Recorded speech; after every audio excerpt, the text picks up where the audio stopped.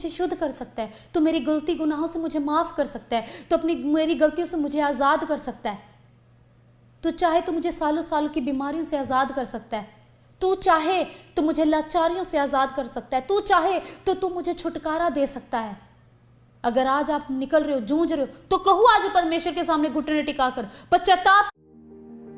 Credit card का bill देना था और सैलरी डे दूर था, इसलिए मनी व्यू मुझे इस परिस्थिति से बाहर निकाल सकता है। और देखो आगे क्या हुआ, कहता उसने हाथ बढ़ाकर उसे छुआ। कोई उसको छूता नहीं था, कोई उसके नजदीक जाना भी पसंद नहीं करता था, ऐसा कोड़ी मनुष्य था वो।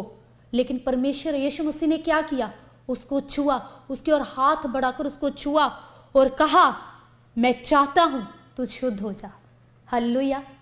देखो परमेश्वर ऐसा प्रेम हमसे करता है।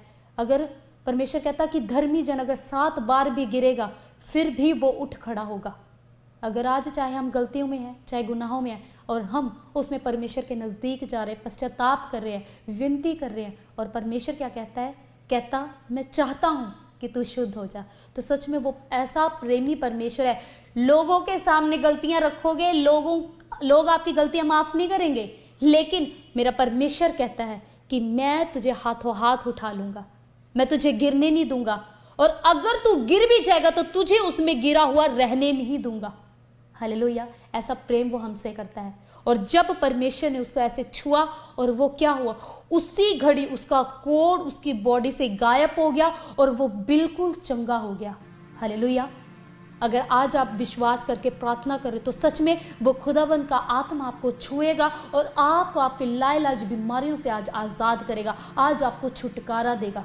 लेकिन अगर आप चाहते हो कि वो आशीष आपके जीवन में बनी रहे, तो उसके बाद उसने क्या किया, हम क्या करते हैं, खुदावन ने हमारे जीवन में काम किया और काम करने के बाद हम क्या कहते हैं, ओके परमेश्वर आपका धन्यवाद। लेकिन उसके बाद का भी प्रोसेस है, उसके बाद भी जो काम जो बातें आपको ध्यान रखने वाली हैं वो ज़रूरी हैं। अगर आज आप परमेश्वर से चंगाई, छुटकारा, आज परमेश्वर के कार्यों को मांग रहे हो, तो परमेश्वर के कार्यों को आपको भी करना है।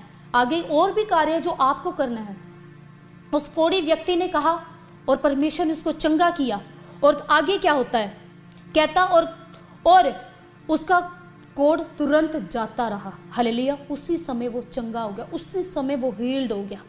उसको 10 दिन नहीं लगे, 15 दिन नहीं लगे, 20 दिन नहीं लगे, उसने उसी समय विश्वास किया, उसी समय वो हील्ड हुआ। अगर आज आप इसी समय विश्वास कर रहे हो तो परमेश्वर का आत्मा अभी छू रहा है और आपको चंगा कर रहा है। चाहे स्किन एलर्जी की प्रॉब्लम है, चाहे वेंटिलेटर पे हो, चाहे हॉस्पिटलाइज हो, चाहे किडनियों में परमेश्वर आपको डॉक्टर ने जवाब क्यों ना दे दिया हो, मेरा परमेश्वर अभी आपको छुएगा और अभी आपको चंगा करेगा। लेकिन कब, अगर आज आप विश्वास करके अपने लिए अंगीकार कर रहे हो तो खुदावन का आत्मा भी अभी आपको छुएगा और ब्लेस करेगा। हालेलुया। उसके बाद क्या हुआ, जब वो कोढ़ी मनुष्य को यीशु मसीह ने क्या कहा, कहता किसी से ना कह, परंतु जाके अपने आप को याजक को दिखा और अपने शुद्ध होने के विषय में जो कुछ मूसा ने चढ़ावा ठहराया है उसे चढ़ा कि उस पर गवाही हो। हालेलुया।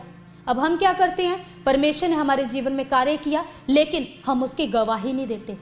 अगर खुदावन ने आपके जीवन में काम करा तो दूसरा स्टेप आपकी लाइफ का है, पहला स्टेप प्रेयर करना, जब परमेश्वर काम करता है तो दूसरा स्टेप आपके लिए है गवाही देना, टेस्ट मनी देना। आपको अपनी गवाहियां जरूर देनी है। जब आप अपनी गवाहियों को देते हो तो खुदावन आपके द्वारा आपके जीवन से जो बंधन है वो तोड़ता है और आपको और भी नई गवाहियों के साथ आपको तैयार करता है, और भी नई नई अद्भुत गवाहियां आपके जीवन में लेकर आता है। हालेलुया। और थर्ड स्टेप उसने क्या किया, कहता जाके अपने याजक को दिखा, गवाही दे, अपने याजक को जाकर गवाही दे। और तीसरा, जो मूसा की ओर से जो चढ़ावा ठहराया गया है वो जाके उसे चढ़ा। हालेलुया।